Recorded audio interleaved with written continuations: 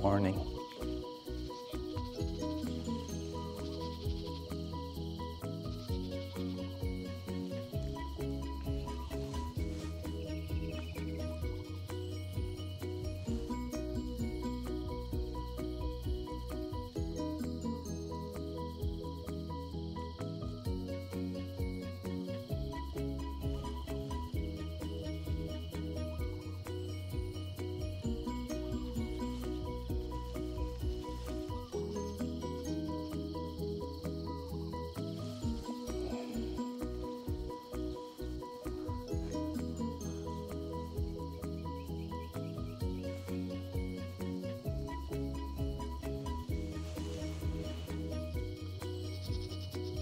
Check natin yung ating napiling bahay bakasyonan. Ikot tayo.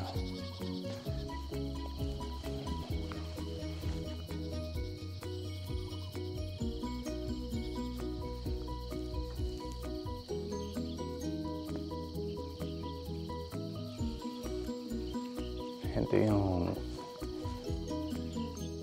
garden. Yung nakikita nyo yung white na bangkod.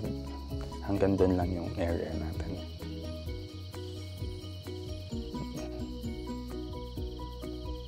Madumi pa, no? Madami pa tayong kailangan linisin.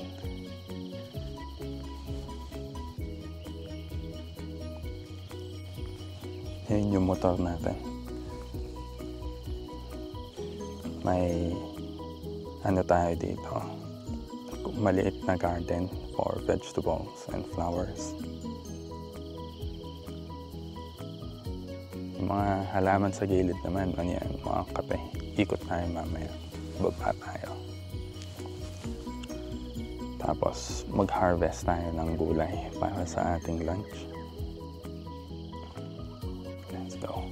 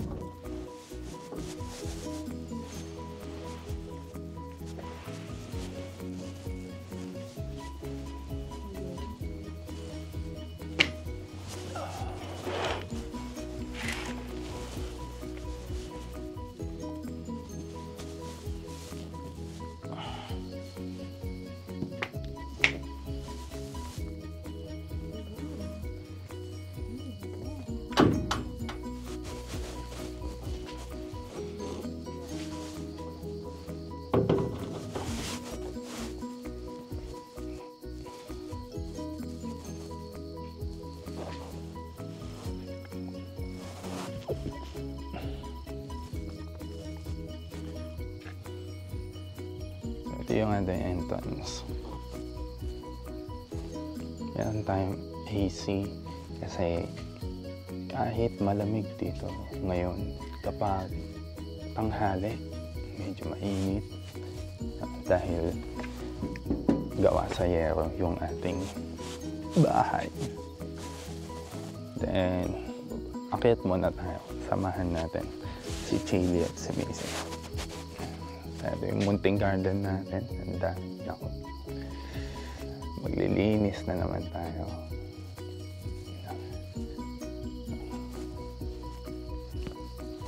Let's go up.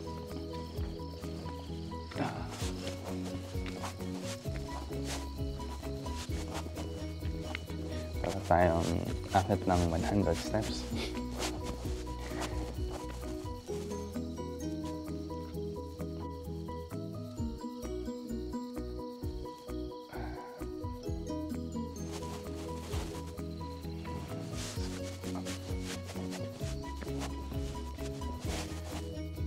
Taniman ng kape. Hindi ko alam kung papalitan nila yung mga kape.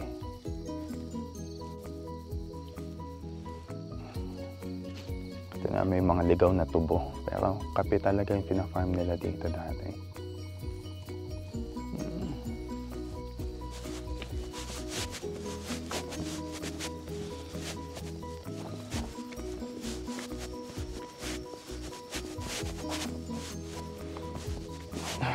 Good morning. Good morning. Good morning. Medyo mataas pa to. Pero hindi muna tayo akit dun sa ngayon. Ito muna. Papasyal muna tayo sa kapaligiran.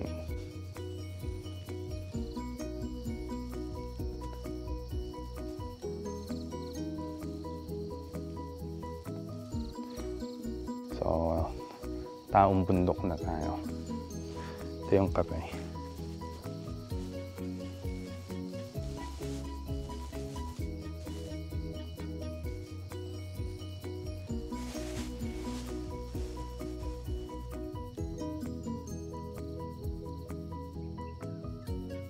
May hagdan din tayo dito pababa, pero madumi. Hindi pa tayo nakakapagtabas ng damo. So dito tayo sa kabila dadaan.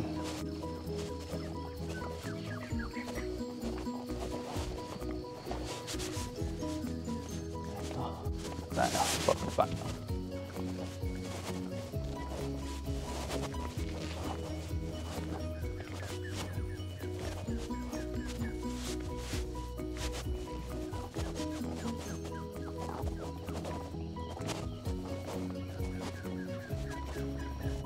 Uy, ingat lang dahil umulan kagabi.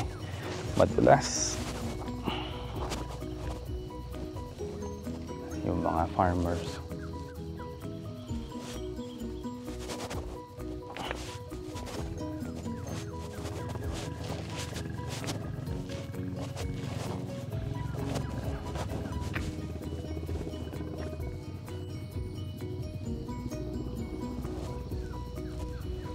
Yan ang ating munting garden.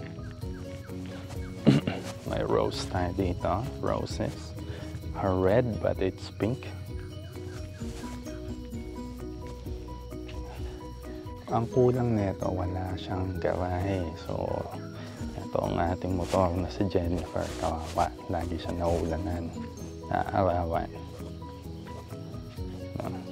Hindi naman lagi dahil kakalipat lang naman natin para sa ating 2-week vacation.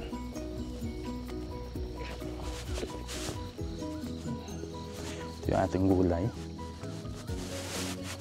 Yan, harvest tayo. May malaki na eh. Ito maliit pa. Napakasarap. Pwedeng kainin ng talbos. At saka bulaklak.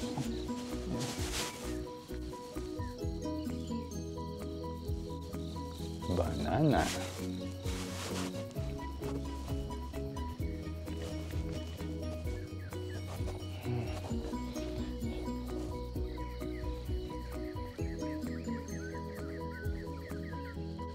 May mangga tayo doon. Avocado, langka. Ito ay version natin ng bahay kubo.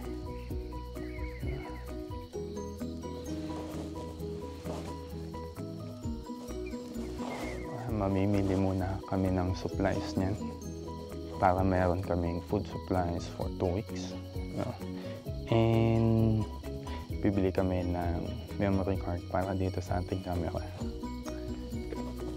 Hindi ko pa nalilipat yung files na recording nung nagbiyahe tayo papunta dito.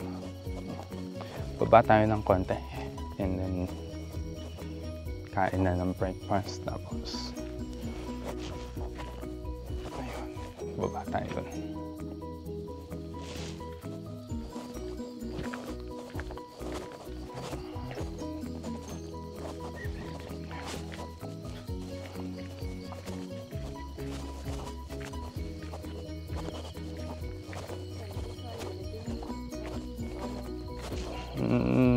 I think no, it's not the peanut.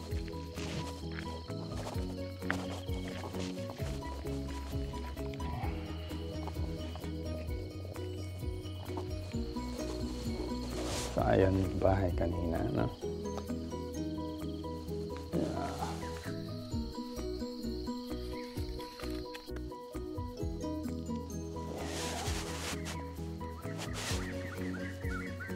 Kape. Titinig nyo pa ang mga ibon sa kagubatan.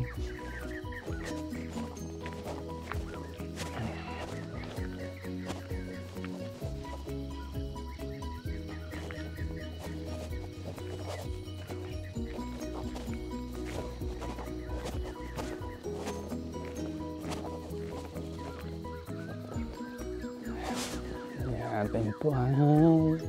Ang liit lang, ano?